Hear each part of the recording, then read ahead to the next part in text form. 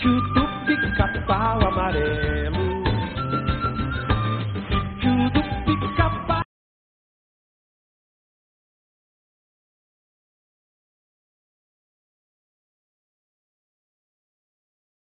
Senhorita Emília, já que se acha tão esperta, diga-me o que são hidrocarbonetos.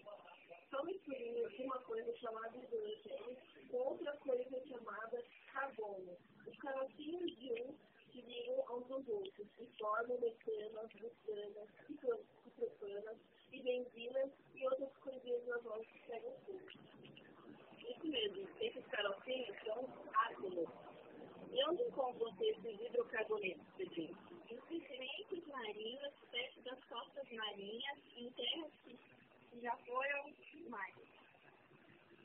Muito bem. Esses sedimentos orgânicos são uma espécie de cemitérios de animófilos e plantículas, que geram tais hidrocarbonetos que pegam fogo.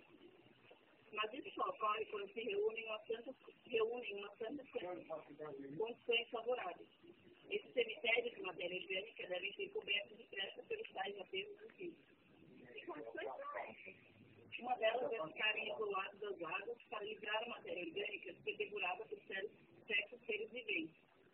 E também a livre de absorver oxigênio, já que ele oxida tudo que encontra. O oxigênio existe na água e no ar. Por isso, a matéria orgânica que cai na água ou está exposta ao ar estraga-se depressa, desaparece, oxida. Por isso então que se forma o petróleo na matéria orgânica de cima da Terra. O oxigênio é uma espécie de guarda da natureza, uma missão de conservar as coisas num certo estado de equilíbrio. Vemos isso com ferro. Esse metal só existe na natureza sob forma de óxido de ferro, isto é, misturado ou combinado com oxigênio. As pedras de ferro, como o povo diz, não passam dessa combinação, mas aí o homem derrete a pedra e fabrica ferro metálico para fazer mil coisas: faca, arame, prego, ferro de passar, tudo que é máquina, instrumento ou material de construção, mas o oxigênio enferruja o ferro. Sabem o que é ferrugem? É ferrugem de ferro. Não. Ferrugem é o oxigênio que se liga ao ferro para restabelecer o que a natureza criou e o homem alterou. Que bicho que são oxigênio? E com a matéria orgânica ele faz o mesmo. Combina-se com carbono e anela e solta o oxigênio. Mas quando a matéria orgânica fica fora de contato com o oxigênio, pode formar-se petróleo. Mas se é assim, então o homem pode fabricar o petróleo? Pode, já fabricou. O sábio alemão provou que as graxas de origem vegetal e animal se transformam em petróleo quando aquecidos a uma temperatura de mais ou menos 400 graus e uma pressão de 20 a 25 atmosferas. Que história de pressão atmosférica é essa? Pressão atmosférica é o peso que o ar exerce sobre um corpo. O ar então tem peso? Claro que tem, todos os corpos têm peso. Parece que não é? Leve é, mas tem peso.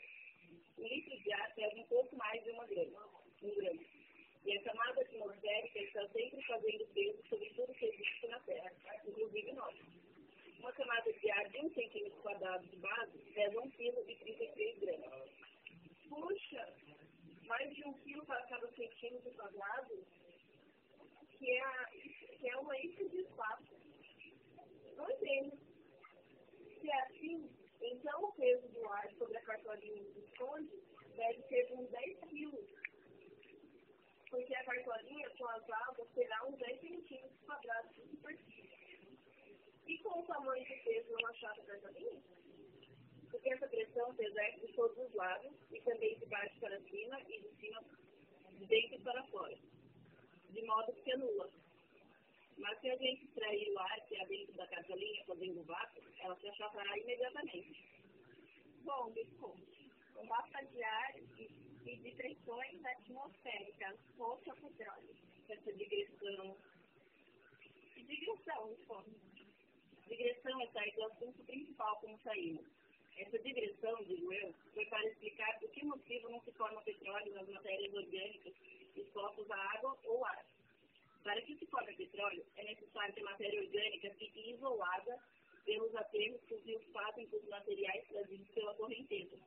Quando isso acontece, a massa sossega e vai lentamente fabricando petróleo. Interessante.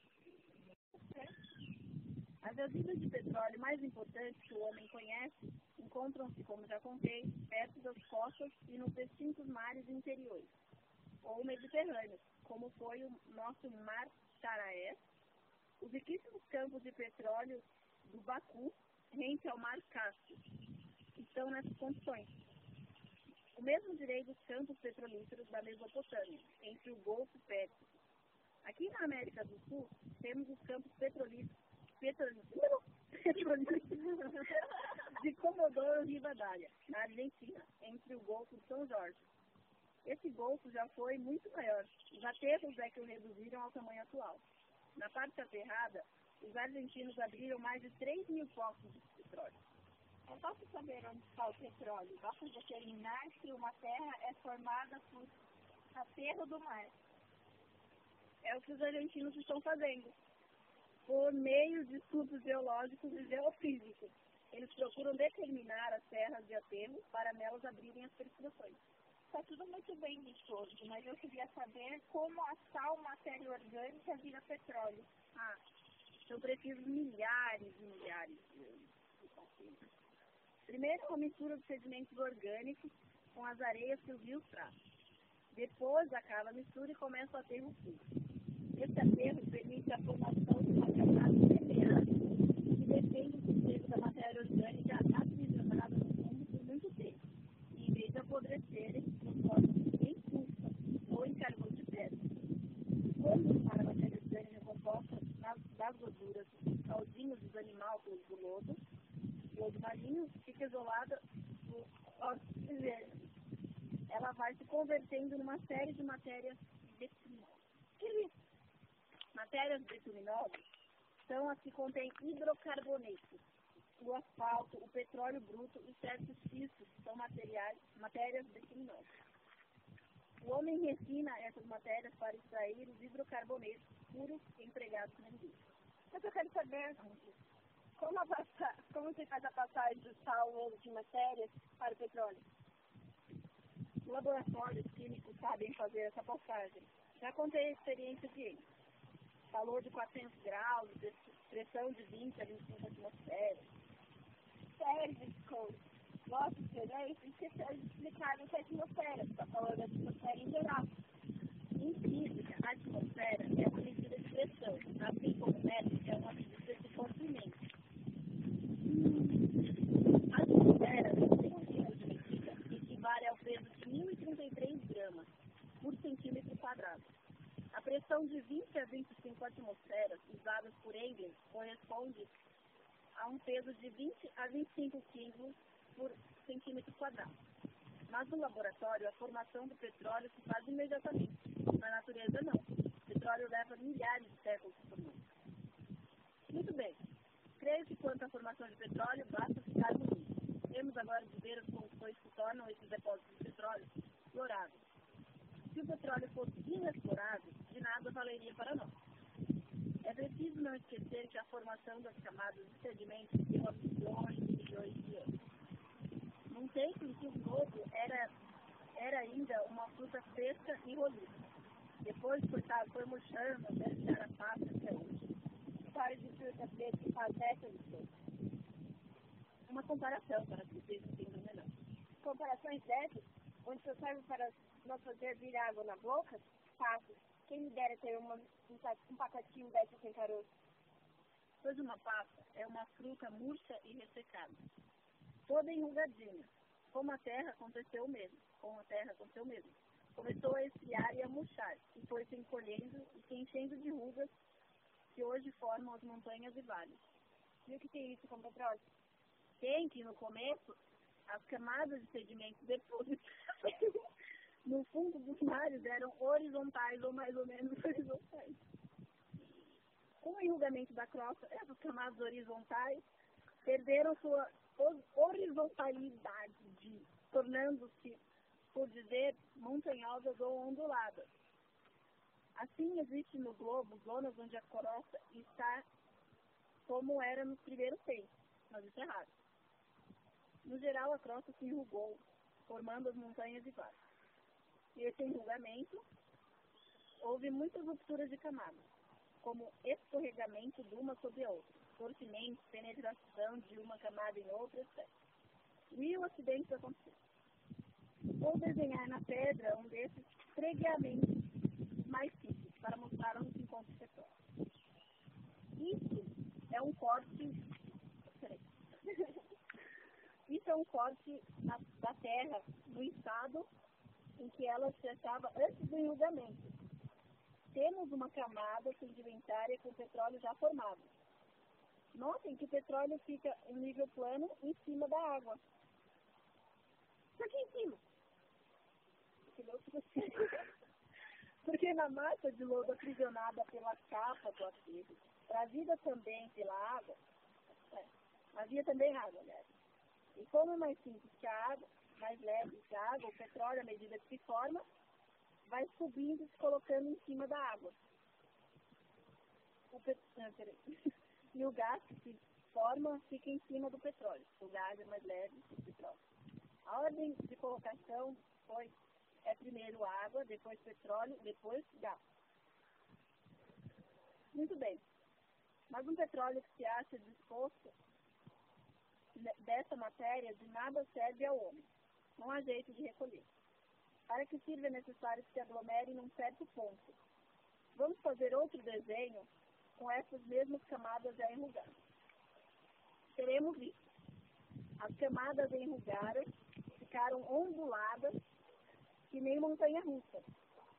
E que aconteceu com o petróleo já formado e acumulou por igual em cima do sedimento?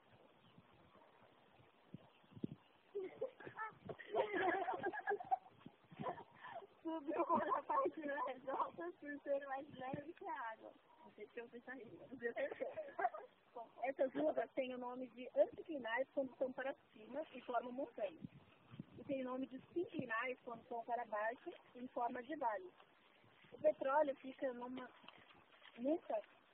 nunca está no topo do anticlinal, sim nas encostas. Se abrirmos um poço bem no pico do anticlinal, não sai petróleo, sai gás. Se abrirmos um poço no pé das encostas, sai água. Mas se abrirmos um poço bem na encosta, sai petróleo. Deus quiser. Então é facílimo tirar petróleo.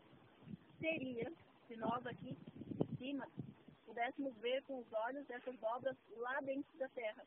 Infelizmente, nossos olhos não penetram fundo assim. Como fazer, então? Por meio de observações geológicas.